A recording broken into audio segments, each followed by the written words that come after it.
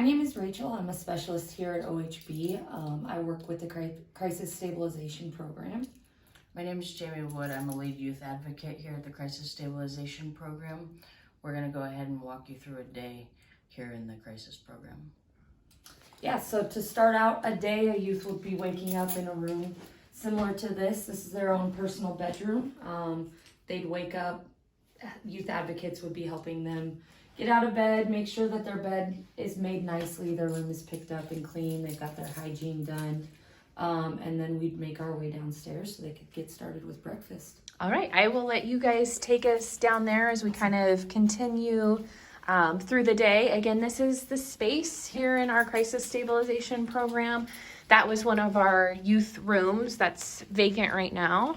It's kind of some common space up here upstairs, and then we've got downstairs in this building as well. Yeah, so we try to make the bedrooms as private as we can, give them their own personal space, but help them learn different morning routines, like making sure they're up on time, getting their beds cleaned, or getting their rooms cleaned, beds made, all those different types of life skills. So when the youth wake up in the morning, the youth advocates from the overnight role would have already gotten their breakfast kind of set out, prepared. They have different options that they can choose from every morning. So they kind of gather at the table here if they choose to eat breakfast. Mm-hmm. Around 8 o'clock, sometimes earlier, sometimes later, the youth would start making their way to school. So whether that means they're going to school at their home school and we are transporting to and from, or they've had truancy issues, suspensions, things like that that prevent them from going into their school. So we would take them actually to our OHB school where we would get them enrolled in some classes so they could do credit recovery type things. Right. And Jamie, kind of what are you doing throughout the morning and kind of as kids head off to school and during their school day? What's your role in working with the youth as a youth advocate? Yeah, absolutely. So the youth that don't end up going to school, or we're still in the process of getting them enrolled in school, they'll stick with us here in the cottage. We'll work a life skills group, coping skills, relaxation, groups throughout the day. We'll sometimes go to a park and do a life skills group, or we'll stay here on campus in the cottage. Sure, yeah, it looks like you guys have a neat space here with lots of activity and different things to keep the youth engaged throughout the day. So yeah, that's great. Absolutely. Okay, so that's kind of the school day, and then you guys would move into what after school? After school, we follow a schedule Monday through Friday. They'll come back, they'll have a snack. We'll go to the rec center. After the rec center, as a group, we'll go to group therapy with our therapist here on site. After that, we eat dinner together, we do chores, and then we do an evening group, which again, we can do on campus or off campus. Life skills, coping skills, relaxation group. We've taught meditation, music therapy. After that, we'll do free time. So the youth will get a score throughout the day, and from 7:30 till 9, they'll have the opportunity to play like PlayStation, watch a movie on Netflix. They'll get to call parents. After that, we go upstairs at 9 p.m. and then it's quiet time for an hour. They get shower, relaxed. We've got radios in the rooms. They can listen to music while they're winding down for the day. Sure. Lights out at 10 p.m. Sure. Okay, that was a great account of what a youth advocate would kind of be doing in the program. Would you guys like to show us this space over here a little bit, just so everybody can kind of see a little bit more of the space?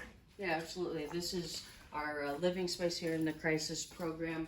This is where the youth during their free time would get to watch TV, play the gaming system, stream Netflix, and then occasionally we'll come in here and do groups too, if it's like a music group or a relaxation group, where we can kind of spread out away from the table. Sure. And then you mentioned meals. Are you guys cooking and helping like youth prepare here in the cottage, or do you go to our dining hall? Yeah, during the week we go to the dining hall, and the cafeteria ladies serve us lunch and dinner. Yeah. And then Friday, Saturday, and Sunday we help cook here. We follow a menu. We have a 6-week schedule that we do with the youth, and the youth participate and help. They learn grilling skills, how to bake things, how to cook in the oven. Yeah. Stuff like that. Yeah. And you have a kitchen right here in this space, Yeah, is that absolutely. right? Show it to you.